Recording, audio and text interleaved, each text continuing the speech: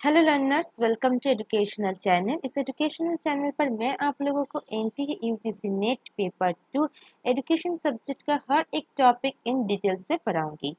जो भी टॉपिक और लेसन आप लोगों को पढ़ाऊंगी वो न्यू अपडेटेड सिलेबस के अकॉर्डिंग होगा। आज की इस वीडियो पर हम लोग agency and institution of in service teacher education का जो पार्ट 2 है उसके बारे में डिस्कस करेंगे। पार्ट 1 में हम लोग ऑलरेडी स्टेट लेवल और जो डिस्ट्रिक्ट लेवल है उसके बारे में डिस्कस कर चुके हैं। आज हम लोग नेशनल लेवल के बारे में डिस्कस करेंगे। तो चलिए शुरुआत करते हैं। एजेंसी इन नेशनल लेवल, जो एजेंसी होती है वो 3 भागों में डिवाइड होती है। पहला होती है डिस्ट्रिक्ट लेवल, दूसरा होती है स्टेट लेवल और लास्ट होती है national level. District and state level already discuss कर चुकी हूँ मैं पार्ट 1 पर। आज हम लोग नेशनल लेवल के ऊपर फोकस करेंगे, ठीक है।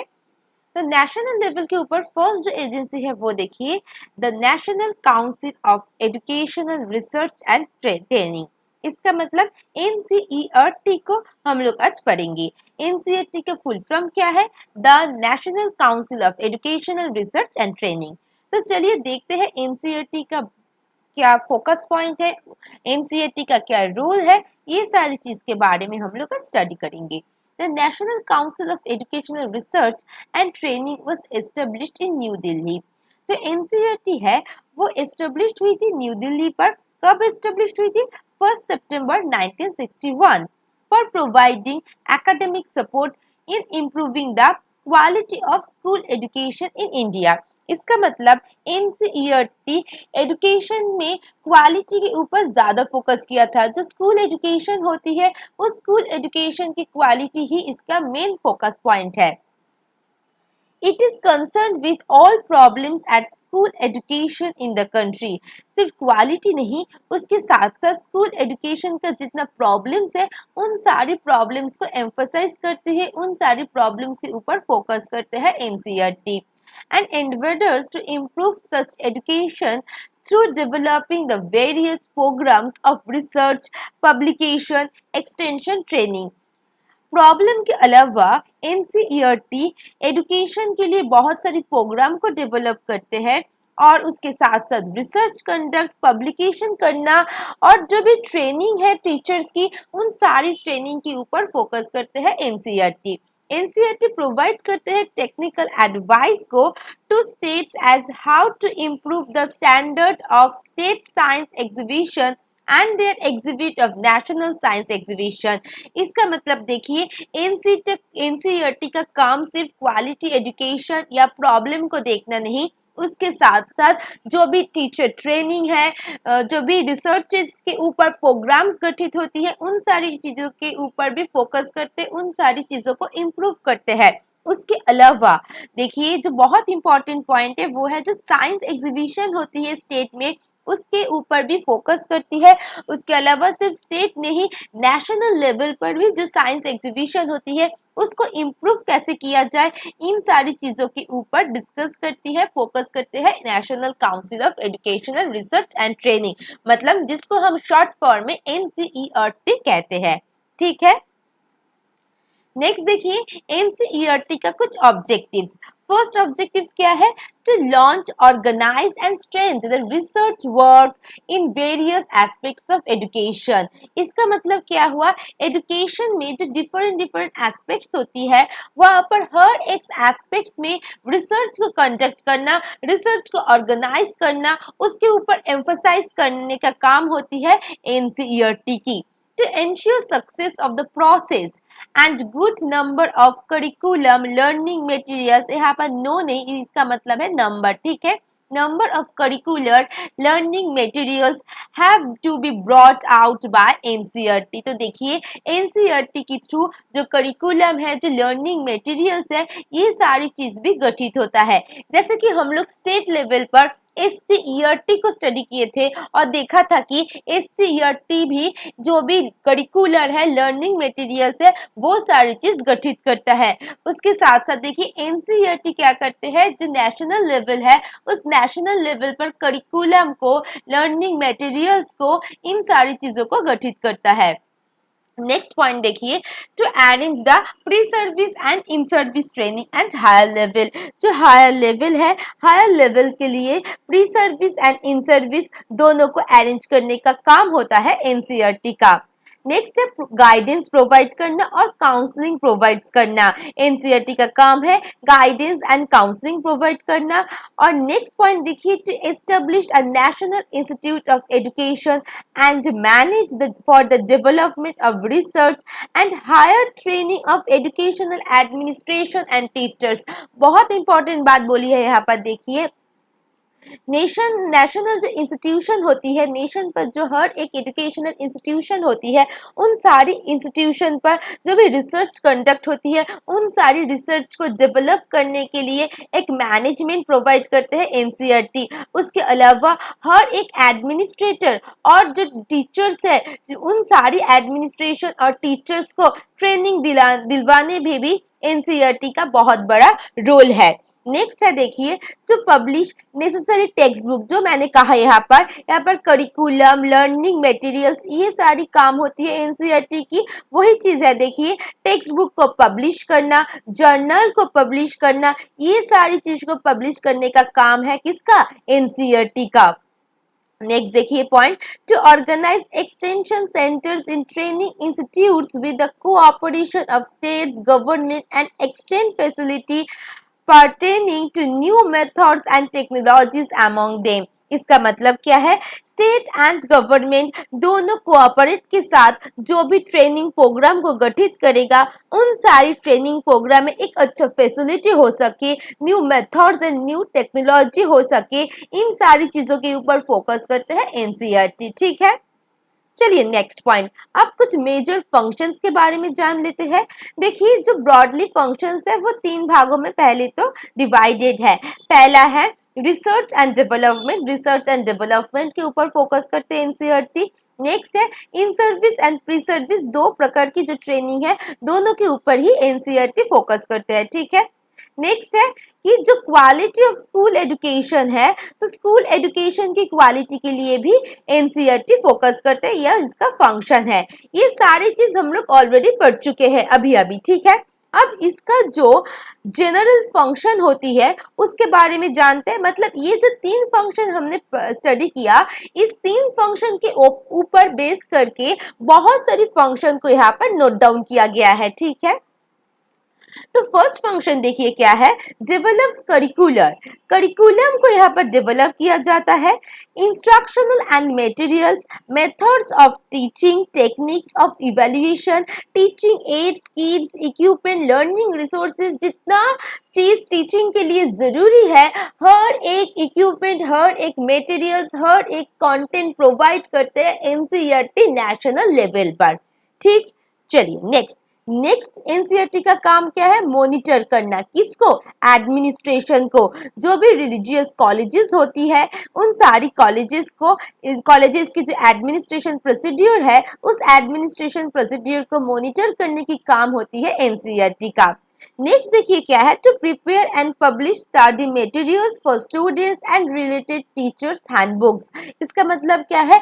जो भी बुक्स होती है, जो भी स्टूडेंट्स की जो स्टडी मटेरियल होती है, इन सारी चीजों को पब्लिश करना, प्रिपेयर करने का काम किसका है? एनसीईआरटी का।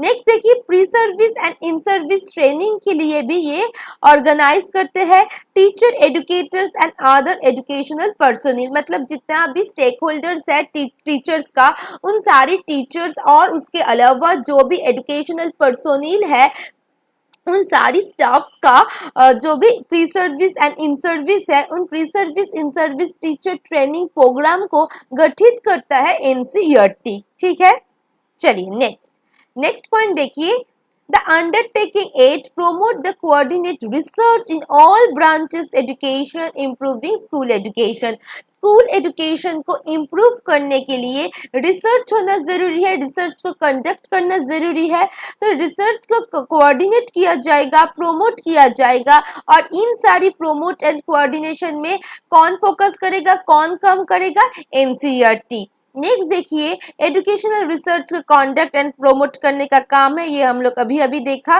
नेक्स्ट देखिए, टू सर्च टैलेंटेड स्टूडेंट, तो कौन से स्टूडेंट टैलेंटेड है उनको सर्च करने का काम भी एनसीईआरटी का होती है। क्यों सर्च करेंगे? क्योंकि जो भी स्कॉलरशिप होती है, साइंस की जो स्कॉलरशिप दिया जाता है साइंस के स्टूडेंट के लिए, टेक्नोलॉजी के स्टूडेंट के लिए, सोशल साइंसेस के स्टूडेंट के लिए, इस स्कॉलरशिप के लिए उस टैलेंटेड स्टूडेंट को सर्च करता है कौन? एनसीईआरटी। नेक्स्ट देखिए, यहाँ पर जो एजुकेशनल टेक्निक होती है, एजुकेशनल प्रैक्टिसेस होती है, इन सारी चीजों के ऊपर भी फोकस करता है, इन सारी चीजों को इम्प्रूव करने की कोशिश करता है एनसीईआरटी। नेक्स्ट देखिए क्या है, to undertake function assigned by the ministry of education for improving school education, मतलब यहाँ पर मिनिस्ट्री ऑफ एजुकेशन एक बहुत बड़ा रोल प्ले करती है यहाँ पर कि स्कूल एजुकेशन को इम्प्रूव किया जाए। नेक्स्ट पॉइंट देखिए, act as a cleaning house for ideas and information on all matters relating to school education and teacher education. तो यहाँ पर स्कूल एजुकेशन कहिए, टीचर एजुकेशन कहिए, यहाँ पर दोनों तरह की एजुकेशन की हर एक इंफॉर्मेशन, हर एक मैटर के बारे में जानना जरूरी है एनसीईआरटी की। उसके हिसाब से वो रिसर्च कंडक्ट करेगा, उसके हिसाब से वो text book, content material, study material, जितना भी टीचिंग इक्विपमेंट्स है, ये सारी चीज के ऊपर फोकस करते हुए इसको इम्प्रूव करेगा कौन? एनसीईआरटी। ठीक है, तो देखिए लर्नर्स, यहाँ पर एनसीईआरटी का काम क्या होती है?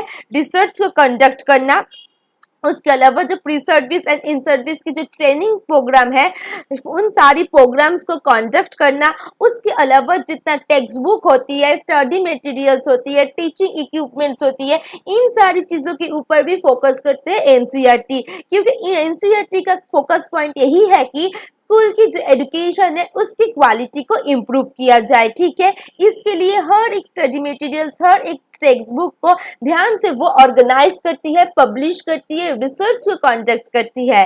ठीक है, यही है एनसीईआरटी। अच्छा, अब देखिए नेक्स्ट, एनसीईआरटी जो एजेंसी है ये ऑपरेट होती है 6 तरह की कंस्टिट्यूट यूनिट से। तो 6 कंस्टिट्यूएंट यूनिट्स कौन सी है? पहला है देखिए एनआईई, जिसको हम कहते हैं national institute of education. Next है आरसीई। आरसीई 4 होती है, 4 आरसीई गठित होती है। देखिए पहला एक होती है एनआईई, 4 होती है आरसीई जिसको हम रीजनल कॉलेजेस ऑफ एजुकेशन कहते हैं, और एक होती है सीआईईटी। आप देखिए ऑल टोटल 6 हो गई। ठीक है, तो ये जो 6 कंस्टिट्यूएंट है, इस 6 कंस्टिट्यूएंट के ऊपर बेस करते हुए एनसीईआरटी का हर एक काम कंडक्ट होती है। देखिए यहाँ पर अब एनआईई मतलब जो नेशनल इंस्टीट्यूट ऑफ एजुकेशन है, इसका काम क्या है, और जो 4 प्रकार की आरसीईएस है मतलब रीजनल कॉलेजेस ऑफ एजुकेशन है, इसका काम क्या है, और सीआईईटी मतलब central institute of educational technology, इसका काम क्या है, ये सारी चीज भी हम लोग इन डिटेल्स में पढ़ेंगे। तो चलिए देखते हैं। फर्स्ट क्या है, The NIE's activities are mainly confined। तो यहाँ पर NIE's का जो एक्टिविटीज है वो क्या है? Research and development. हम लोग अभी अभी स्टडी किया था ना कि जो एनसीईआरटी होती है उसका काम होती है रिसर्च कंडक्ट करना, और वो रिसर्च कंडक्ट आती है किसके अंतर्गत? एनआईईएस के अंतर्गत। अब देखिए इन सर्विस जो ट्रेनिंग प्रोग्राम है, ये इन सर्विस ट्रेनिंग प्रोग्राम भी आती है एनआईईएस के अंतर्गत। अब जितना भी ट्रेनिंग की प्रोग्राम्स है, उन सारी प्रोग्राम्स की एक डायमेंशन देना, पब्लिश करना, इन सारी पब्लिशिंग एंड डायमेंशन का काम किसका होता है? एनआईईएस का। अब नेक्स्ट देखिए, एनआईईएस इस 3 काम को छोड़ के जो स्कूल की जो लैबोरेटरीज होती है उस लैबोरेटरीज को भी डेवलप करती है। ठीक है, मिनी लैबोरेटरीज क्यों कहा जाता है? क्योंकि जो साइंस की जो लैबोरेटरीज होती है वो एक बहुत बड़ा होती है, और स्कूल में उस लैबोरेटरी की एक मॉडल के स्वरूप उसको स्कूल में स्थापित किया जाता है। इसके लिए इसीलिए यहाँ पर मिनी लैबोरेटरीज कहा गया है। ठीक है, स्कूल के लिए एक मिनी लैबोरेटरीज यहाँ पर डेवलप करते हैं कौन? ये एनआईईएस। उसके अलावा देखिए बहुत सारी एरिया है जहां पर NIES फोकस करती है, जैसे कि non formal education, early childhood education. जो डिसेबल चाइल्ड होती है वहां पर डिसेबल चाइल्ड को कैसे एजुकेशन प्रोवाइड किया जाए, किस तरह की प्रोग्राम यूज किया जाए, बैकवर्ड जो माइनॉरिटी स्टूडेंट है उसके लिए किस तरह की एजुकेशनल प्रोग्राम स्थापित किया जाए, ऑर्गेनाइज किया जाए, ये सारी चीजों का काम होती है NIES का। ठीक है, चलिए नेक्स्ट देखिए क्या है, regional institute of education. Regional institute कितना है, 4 है। हमारी कंट्री में, हमारी इंडिया में रीजनल इंस्टीट्यूट ऑफ एजुकेशन 4 है। ठीक है, और जो NIES है वो कितना है, वो 1 है। चलिए रीजनल इंस्टीट्यूट ऑफ एजुकेशन के अंतर्गत देखिए, ये जो रीजनल इंस्टीट्यूट ऑफ एजुकेशन है ये जो स्थापित हुई है वो देखिए अजमेर पर, भोपाल पर, भुवनेश्वर पर और मिसरो पर। ठीक है, ये 4 जगह एक एक करके रीजनल इंस्टीट्यूट ऑफ एजुकेशन स्थापित हुई है। अब देखिए इसका काम क्या है। फर्स्ट काम है this campus college with the demonstration multi-purpose school attendance to them. Such school helps faculty to develop methodologies and test them in the actual classroom situation. Each college has modern laboratories, well-equipped library and residential quarters. इसका मतलब देखिए, पहला point यही है कि ये जो RES है इसका काम है जो भी न्यू मेथोडोलॉजीज है उस न्यू मेथोडोलॉजीज को डेवलप करना। ठीक है, उसके अलावा जो भी क्लासरूम है, क्लासरूम सिचुएशन कैसे चल रहा है उसको टेस्ट करना। जो भी मॉडर्न लैबोरेटरीज होती है, अभी इन सिचुएशन पर कौन सी लैबोरेटरीज चल रही है, उन लैबोरेटरीज को देखते हुए एक स्मॉल लैबोरेटरीज को स्थापित करने का काम होती है किसका, RES का। उसके अलावा जो वेल इक्विप्ड लाइब्रेरी है, लाइब्रेरी को देखना, रेसिडेंशियल क्वार्टर, इन सारी चीजों की क्वालिटी के ऊपर फोकस करने का काम होती है रीजनल इंस्टीट्यूट ऑफ एजुकेशन, जिसको हम शॉर्ट में कहते हैं RES। ठीक है, नेक्स्ट देखिए ऑल द यहाँ पर होगा RIE। ठीक है, all the RIES conduct in service training program both school teachers and teacher educators। इसका मतलब क्या, इसको थोड़ा सा आप लोग लिख लीजिएगा, यहाँ पर थोड़ा सा प्रिंटिंग मिस्टेक है, यहाँ पर होगा आपकी RIES। ठीक है, C के बदले में यहाँ पर I होगा, टाइपिंग करने में थोड़ा सा गलत हो गया। ठीक है, चलिए यहाँ पर देखिए जो RIES है वो कंडक्ट करती है इन सर्विस ट्रेनिंग प्रोग्राम्स को, जो in service training programme school teachers के लिए भी है, उसके अलावा जो टीचर्स एजुकेटर है उसके लिए भी कंडक्ट करती है। उसके अलावा देखिए जो टीचिंग है, टीचिंग की जो भी एक्सटेंशन वर्क है, जो भी रिसर्च है, जो भी प्रोग्राम्स है, इन सारी चीजों को डेवलप करती है कौन, RIE। ठीक है, चलिए नेक्स्ट क्या है, CIET। CIET का फुल फॉर्म क्या है, हाँ अब चलिए, central institute of educational technology. Central institute of educational technology को हम शॉर्ट में कहते हैं CIET। अब देखिए CIET क्या है, CIET एक 6th नंबर ऑफ कंस्टिट्यूट है। क्यों 6th नंबर ऑफ है, पहले क्या था, पहले था देखिए NIE, अब 4 हो गया आपकी RIE। ठीक है, 5 ऑलरेडी हो गया, अब 6th होगा क्या, आपकी central institute of educational technology. ठीक है, इसीलिए यहाँ पर 6th कंस्टिट्यूट कहा गया है। अब देखिए इसका एम क्या है, promoting the use of educational technology. अब इसका काम है कि एजुकेशनल टेक्नोलॉजी को प्रमोट करना, जो मास मीडिया है उसको प्रमोट करना, उसके हिसाब से एजुकेशन को स्प्रेड करना। ठीक है, कंट्री में। उसके अलावा देखिए जैसे कि ट्रेडिशनल या नॉर्मल क्लासरूम होती है, उसके साथ साथ ये जो टेक्नोलॉजी बेस्ड एजुकेशन है इसकी ऑल्टरनेटिव सिस्टम को डेवलप किया जाए, इसके ऊपर फोकस करती है central institute of educational technology. Clear.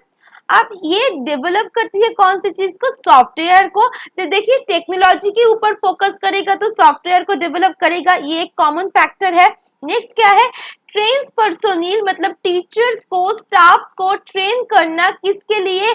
Educational technology के लिए, क्योंकि जो सोसाइटी में न्यू टेक्नोलॉजी आ रही है उस न्यू टेक्नोलॉजी से ये सारी staffs and teachers use to हो जाए, इसके लिए ट्रेनिंग प्रोवाइड करना, ठीक है। नेक्स्ट देखिए, कंडक्ट करना रिसर्च को, इवेल्युएशन सिस्टम्स को, प्रोग्राम्स को और मटेरियल्स को। क्लियर? ये सारी चीज का काम होती है CIET का। अब देखिए CIET का कुछ फंक्शंस होती है, क्या है देखिए, the CIET equipped to take up programs covering the most of the areas educational technology। तो यहाँ पर एजुकेशनल टेक्नोलॉजी के थ्रू जो भी प्रोग्राम्स होगा उन सारी प्रोग्राम्स के ऊपर फोकस रहेगा किसका? CIET का, ठीक है।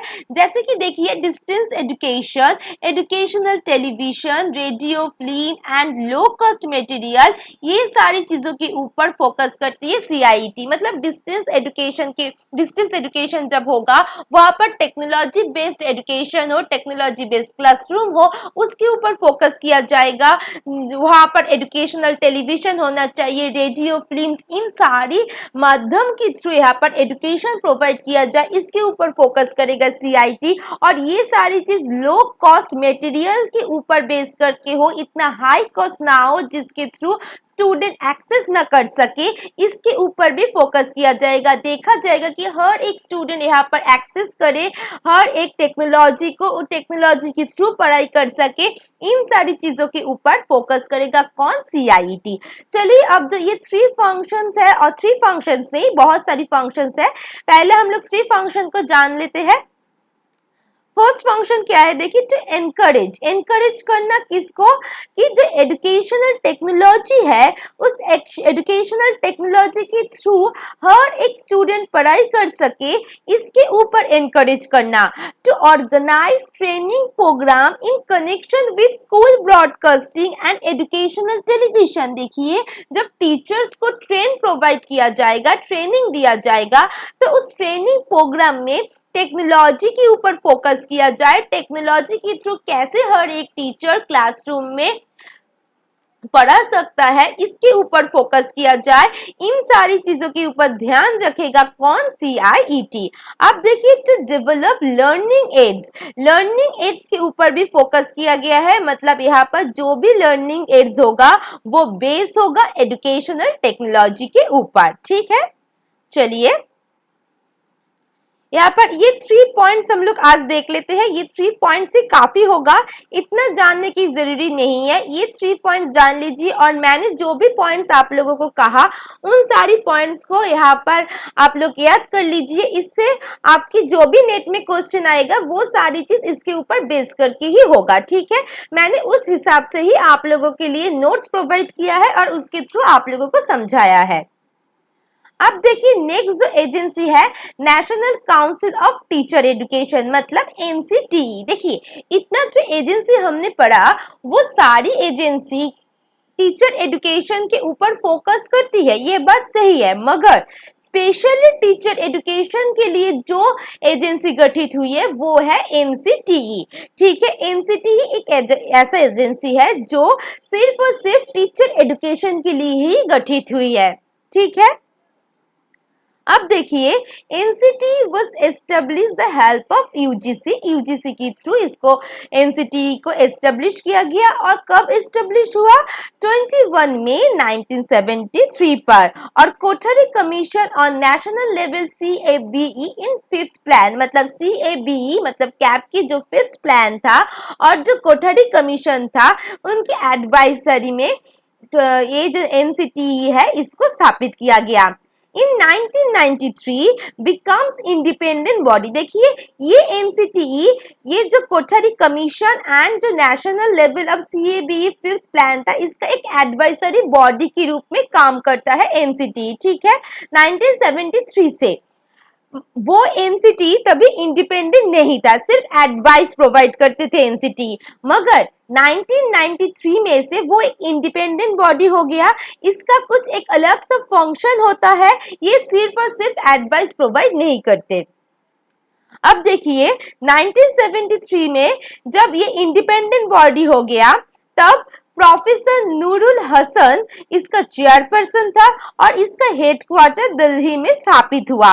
इसका 4 रीजनल सेंटर है जैसे कि जयपुर, बेंगलुरु, भुवनेश्वर एंड भोपाल। ठीक है, ये 4 रीजनल सेंटर है। अब चलिए कुछ ऑब्जेक्टिव जान लेते हैं।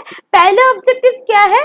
To achieve plan and coordinate development of teacher education system throughout the country. इसका मतलब क्या है कि जो भी टीचर एजुकेशन का भी जो भी आपकी प्रोग्राम्स होगा उन सभी प्रोग्राम्स के लिए प्लान किया जाएगा, कोऑर्डिनेट किया जाएगा।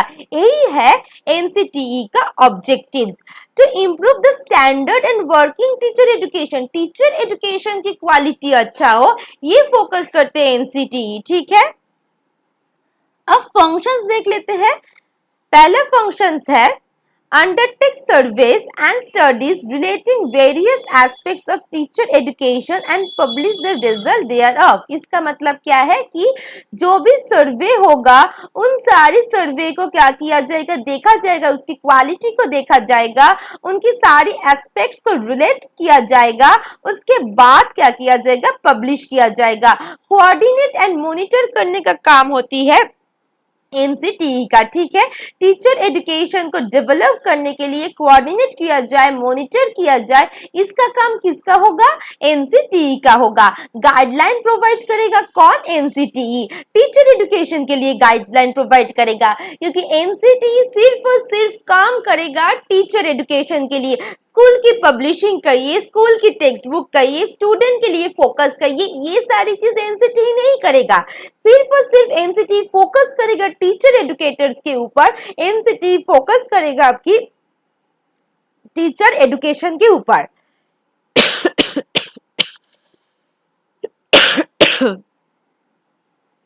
सॉरी, चलिए। lay down the norms for any specific category of course in teacher education। मतलब टीचर एजुकेशन का जो भी स्पेसिफिक कैटेगरी होगा उन स्पेसिफिक कैटेगरीज का नॉर्म्स क्या है, उसका जो भी क्राइटेरिया क्या है, ये सारी चीज प्रोवाइड करेगा एनसीटीई। ठीक है, नेक्स्ट देखिए पॉइंट क्या है कि हर एक न्यू कोर्स के लिए, हर एक न्यू कोर्स की कैटेगरी के लिए जो भी नॉर्म्स होगा उन सारी नॉर्म्स के बारे में बताएगा कौन? एनसीटीई। उसके अलावा न्यू कोर्स को स्टार्ट करने के लिए भी एनसीटीई का गाइडलाइन को मानकर चलना होगा। नेक्स्ट पॉइंट क्या है देखिए, lay down guidelines regarding tuition fees and others fees charge by recognised institute. मतलब हर एक इंस्टीट्यूशन में कितना ट्यूशन फीस होगा, उसके अलावा जो भी अदर्स फीस होती है उसकी चार्ज कितना होगा, ये सारी चीजों के लिए भी गाइडलाइन प्रोवाइड करेगा एनसीटीई। उसके अलावा देखिए, promote and conduct innovation and research in various fields of teacher education. अब देखिए, टीचर एजुकेशन के लिए जो भी रिसर्च होगा, जो भी इनोवेशन होगा, इन सारी रिसर्च एंड इनोवेशन को प्रोमोट एंड कंडक्ट करेगा कौन? एनसीटीई। ठीक है, नेक्स्ट देखिए, एग्जामिन एंड रिव्यू। किसको एग्जामिन किया जाएगा, किसको रिव्यू किया जाएगा?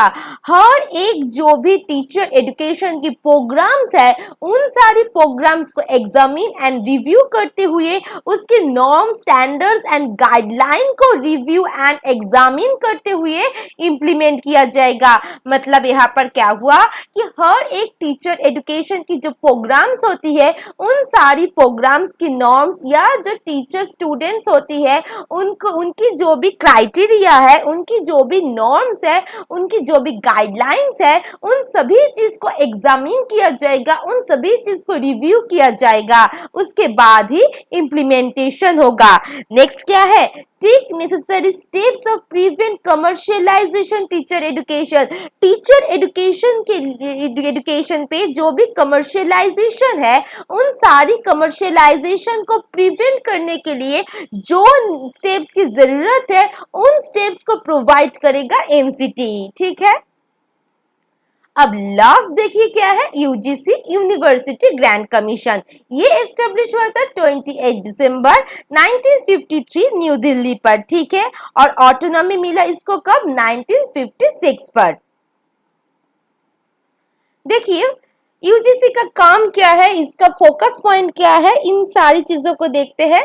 कॉन्डक्ट किया जाएगा एंड स्पेशली डिजाइन किया जाएगा किसको, ओरिएंटेशन प्रोग्राम को, मतलब जो इन सर्विस या जो भी टीचर एजुकेशन की जो भी ट्रेनिंग प्रोग्राम्स है वहां पर ओरिएंटेशन प्रोग्राम को कंडक्ट करने के लिए ओरिएंटेशन प्रोग्राम को कैसे डिजाइन किया जाएगा, इन सारी चीजों को देखने के लिए यहाँ पर यूजीसी फोकस करती है। यहाँ पर देखा जाता है कि new appointed lecture and refresher course for in service teacher education, मतलब यहाँ पर देखिए जो न्यू अपॉइंटेड लेक्चर आई है कॉलेजेस पर, उन सारी कॉलेजेस की जो लेक्चर्स है न्यू, उनके लिए ये ओरिएंटेशन प्रोग्राम स्थापित किया जाए, इसके ऊपर फोकस करेगा यूजीसी। और इस ओरिएंटेशन प्रोग्राम के अलावा जो रिफ्रेशर कोर्स है इन सर्विस टीचर के लिए, वो भी कॉन्डक्ट करेगा कौन, यूजीसी।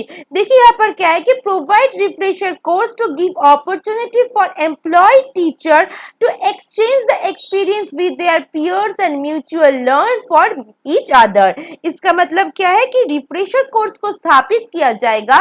स्थापित करते हुए हर एक टीचर क्या करेगा, हर एक टीचर की जो भी एक्सपीरियंस है वो सारी एक्सपीरियंस उनके पीयर्स के साथ और भी जो अदर्स मेंबर्स है उनके साथ एक्सचेंज करेगा। ठीक है, चलिए यूजीसी का ऑब्जेक्टिव्स जान लेते हैं।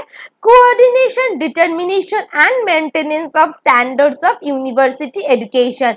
यूनिवर्सिटी की जो एजुकेशन है उस एजुकेशन सिस्टम को कोऑर्डिनेट करने का, डिटरमाइन करने का और मेंटेन करने का काम होती है यूजीसी का। Provide recognition of university in India, मतलब जो रिकॉग्नाइज यूनिवर्सिटी है उस रिकॉग्नाइज यूनिवर्सिटी को प्रोवाइड करेगा कौन, यूजीसी। ठीक है, नेक्स्ट देखिए, to upgrade the standard of education, मतलब कॉलेजेस पर, यूनिवर्सिटी पर एजुकेशनल स्टैंडर्ड अच्छा हो सके, हर एक एजुकेशन की क्वालिटी अच्छा हो सके, अपडेटेड एजुकेशन मिल सके, इसके ऊपर फोकस करेगा UGC. To provide awareness of new innovation and research in teacher education, मतलब टीचर एजुकेशन पर न्यू इनोवेशन आए, न्यू रिसर्च कंडक्ट होगा, इन सारी चीजों के ऊपर भी फोकस करेगा UGC. The national fellowship and teacher fellowship, तो देखिए ये जो नेशनल लेवल पर फेलोशिप दिया जाता है, टीचर को फेलोशिप दिया जाता है, ये सारी फेलोशिप देता है कौन, यूजीसी। क्यों देता है, क्योंकि एनकरेज करने के लिए रिसर्च के ऊपर हर एक टीचर मोटिवेटेड होके काम करे, इन सारी चीजों को एनकरेज करने के लिए फेलोशिप प्रोवाइड करते हैं यूजीसी। नेक्स्ट पॉइंट देखिए, it provides travel grants to the university lecturers for attending in international conference, seminar, visiting professors are appointed from the university professor for interchange programs and delivering lectures। इसका मतलब क्या है कि यहाँ पर UGC different types of जो international conference होती है, सेमिनार्स होती है, उन सेमिनार में लेक्चरर्स को अटेंड करने के लिए ग्रांट प्रोवाइड किया जाता है। मतलब वो जो इंटरनेशनल फॉरेन कंट्री पर जाके वो कॉन्फ्रेंस अटेंड करेगा, उस कॉन्फ्रेंस अटेंड करने के लिए जो भी ट्रैवलिंग कॉस्ट होगा उसके लिए ग्रांट प्रोवाइड किया जाएगा।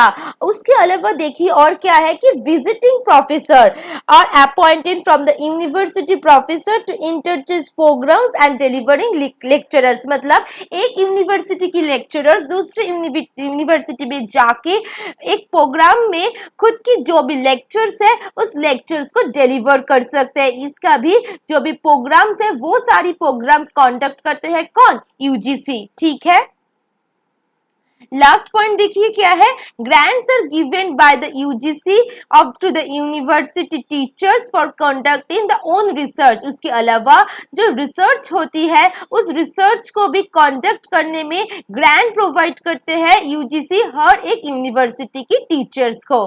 ठीक है, तो लर्नर्स यहीं पर खत्म होती है। अगर कोई डाउट्स होगा, अगर कोई प्रॉब्लम्स होगा, जरूर मुझे बताइए, मैं कोशिश करूंगी आपकी डाउट्स को क्लियर करने की। Thank you so much. Always share knowledge and be happy. Bye bye.